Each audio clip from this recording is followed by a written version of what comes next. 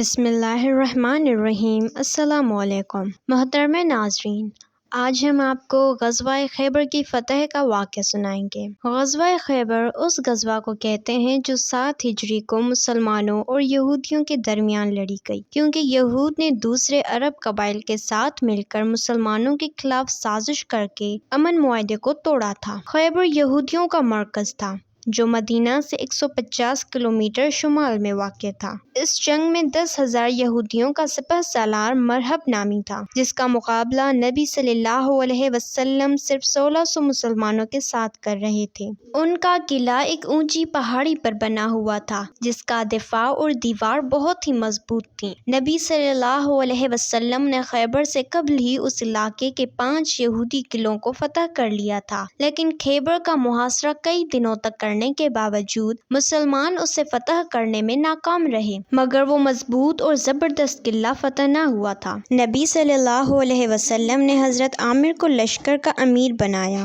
اور حملے کے لیے بھیجا، لیکن وہ شہید ہو گئے۔ پھر حضرت عمر فاروق رضی اللہ عنہ کو بھیجا، لیکن وہ بھی ناکام لوٹے اور سپاہیوں میں یہودیوں کے جنگجوؤں اور سپاہیوں کا خوف بیٹھ گیا۔ رسول اللہ صلی اللہ علیہ وسلم کی طبیعت کچھ ناساز محسوس ہوئی تو آپ آرام کرنے چلے گئے۔ رات میں جب حالت بہتر ہوئی تو آپ نے پوچھا کہ دن میں کیا ہوا، لہٰذا صحابہ نے آپ کو سارا حال سنایا۔ نبی کریم صلی اللہ علیہ وسلم نے فرمایا، کل میں علم اس آدمی کو دوں گا جو اللہ اور اس کے رسول سے محبت کرتا ہے اور اللہ اور رسول بھی اس سے محبت کرتے ہیں۔ وہ قرار ہے اور میدان سے فرار نہ ہوگا جب تک اللہ اس کے ذریعے خیبر فتح نہ کروا دے۔ اس رات کسی کو نیند نہ آئی اور سب اضطراب میں تھے۔ صبح ہوتے ہی تمام لوگ نبی پاک صلی اللہ علیہ وسلم کے پاس آ گئے۔ سب کی یہی خواہش تھی کہ جھنڈا ان کو ملے۔ نبی صلی اللہ علیہ وسلم نے پوچھا کہ علی کہاں ہیں؟ کسی نے بتایا کہ علی کی آنکھ میں بہت تکلیف ہے، اس لیے وہ آرام کر رہے ہیں۔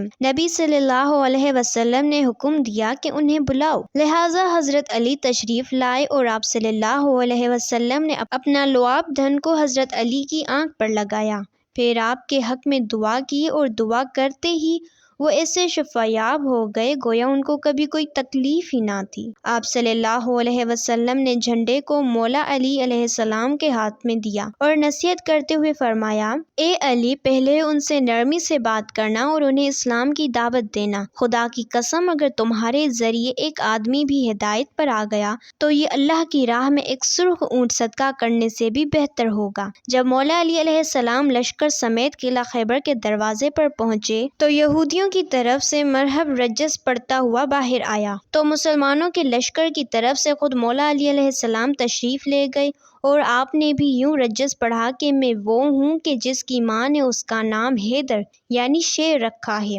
مرہب نہایت ہی قدآور اور چٹان جیسا وحشی جنگجو تھا جس کی ہیبت سپاہیوں کے دل و دماغ میں بیٹھی ہوئی تھی اور یہ مقابلہ نہایت ہی سخت نظر آ رہا تھا، لیکن شیر خدا حضرت علی علیہ السلام نے چند ہی ضرب اور ذوالفقار کے زوردار وار سے کچھ ہی لمحوں میں مرہب کا کام تمام کر دیا۔ اس کے بعد اسلامی لشکر نعرہ تکبیر سے گونج اٹھا، لہٰذا یہودی لشکر مسلمانوں پر ٹوٹ پڑے اور گھمسان لڑائی شروع ہو گئی، جس میں مولا کائنات علی ابن ابی طالب کی بہادری اور جرأت مندانہ لڑائی اپنی مثال آپ ہے۔ کچھ ہی دیر بعد خود نبی صلی اللہ علیہ وسلم بھی اپنے ساتھیوں سمیت تشریف لے آئے۔ تب بھی جنگ اپنے عروج پر تھی۔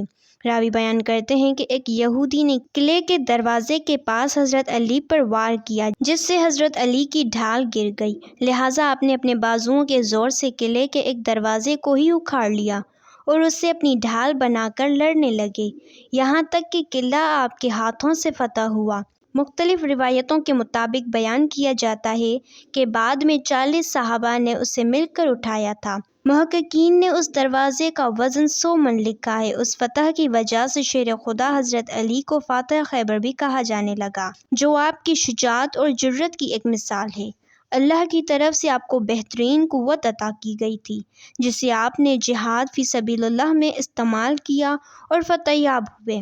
ملتے ہیں ایک دوسرے خوبصورت واقعے کے ساتھ، جب تک کے لیے اللہ حافظ۔